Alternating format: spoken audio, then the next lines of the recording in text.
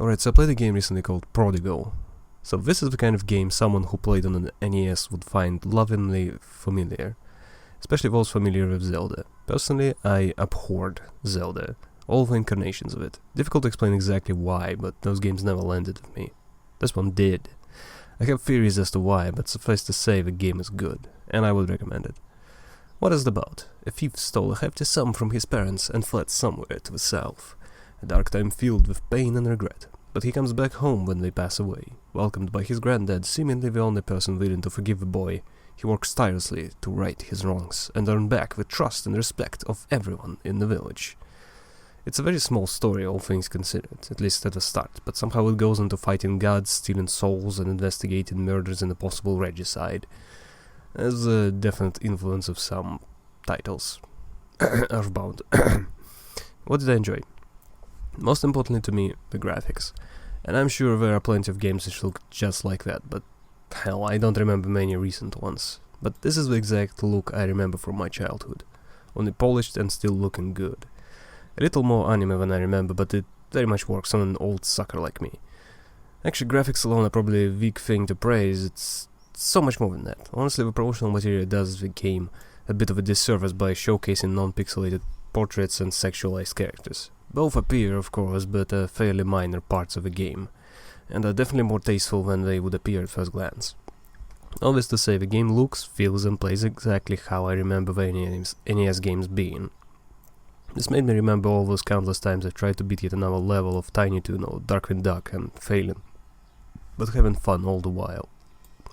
Only I very much realized that some rose-colored glasses are in place for those games, and instead, Prodigal approaches the gameplay with a generous ability to save at any time and lacks difficulty, which is something I believe a lot of the devs seem to hate for whatever reason.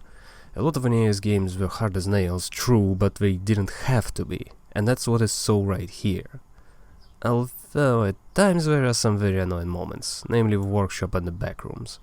Having to carry around that key without getting hit once was driving me up a wall, up until I discovered the secret shop of an ice key, so yeah. At least there's a way to make the hard parts much easier. Anyway, I like the look, the feel, and the difficulty, but I also enjoyed the characters. Or more specifically the fact that the characters other than the player actually have development, like having an ability to marry, and the player can affect who actually gets to marry whom, which also leads into different endings, which boil down to a few sentences, but the cause and effect are still miles ahead of a lot of games which seem to lie about choices mattering. And it's actually confusing how a game which is seemingly this small can have this much character development. It's simple, of course, but there is a lot of effort for something that could be a complete afterthought. Actually, this is pretty much true for the entire thing. I can imagine a game like this having a fairly decent few hours, and then it either suddenly ends or there's a tedious slog with grinding and whatnot. Instead, the game actually has a main story which has a lot of hand-holding, but the player is free to go wherever we want, and frequently I went in a completely different direction, enjoying the freedom of choice, which I think actually bugged something, as I definitely missed dialogue as I accidentally skipped some story, but hey, it's just what happens. But after that part of the game, there is more, and it's actually a lot longer, as the player now explores all the hidden paths which were closed before, only to have more things unlock. Although by that point it's mainly about challenging and not really revealing more story, but still. My point stands, the game could have banked on the nostalgia alone. Instead there is a lot of effort, with a ton of content and hidden quests, items, story. Although it's obviously not gonna compare to something like a full-fledged CRPG, but hey, it's not gonna be as big as an MMO either. Anyway, I can complain about a few things though. So what did I dislike? So I mentioned the workshop and the casino backrooms. God, am I losing my voice already? The game up till those dungeons was very forgiving, and dying was pretty rare for me. Okay, I don't know what's happening to my voice. So, it only managed to truly be difficult when I really messed up. In these two dungeons I could barely walk up 2 steps without losing half my HP, and I then excitedly remember when I opened a single door and it felt like an achievement. The difficulty spikes up significantly, only it turned out later that I made the whole thing as hard as possible because there are a bunch of items which make everything a lot easier. Like shoes which grant immunity to ice, or spikes, or giving an ability to bypass damage sometimes.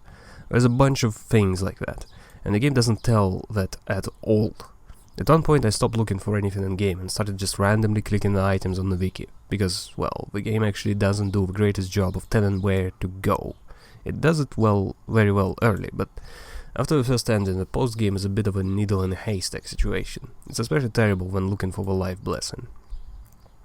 So, just to explain, what does the life blessing involve? So first of all, the player is supposed to get a bunch of items. They even talk to an NPC in a casino, multiple times because sometimes dialogue bugs out and the NPC doesn't actually do the right prompt. Then the player signs a contract to access the annoying dungeon I mentioned above. Then they get through all of it and attack a random wall with zero indication that it had anything special to it. Then the player is meant to drag a special key which breaks upon taking damage through a field of enemies and spikes. And this gives a mask. Then the player needs to talk to an NPC in the middle of nowhere. That NPC then teleports all over the map at random and the player is supposed to find them. After like 4 or 5 times, it's then the hardest boss fight in the game. Oh, and the guide on Steam only has an outdated map for this dungeon only, so I was forced to randomly bash my pickaxe against every random wall until I finally found it almost right by the chest with the lucky shoes. So this is the example of the worst part. But there was more, and I guess that was the point. Blah blah blah NES blah blah blah difficulty blah blah blah obfuscation. Being faithful doesn't mean I have to enjoy it. Other than that, I have very little else to complain or talk about. The music was pretty good, the dialogue was good enough, the boss fights were well enough executed, the levels were fun enough to explore early. There are also cool little unnecessary things like an ability to plant fairy trees and play with a dog. The story honestly made little sense past a certain point, but it didn't matter much. I got what happened to the characters, and that's exactly what I wanted.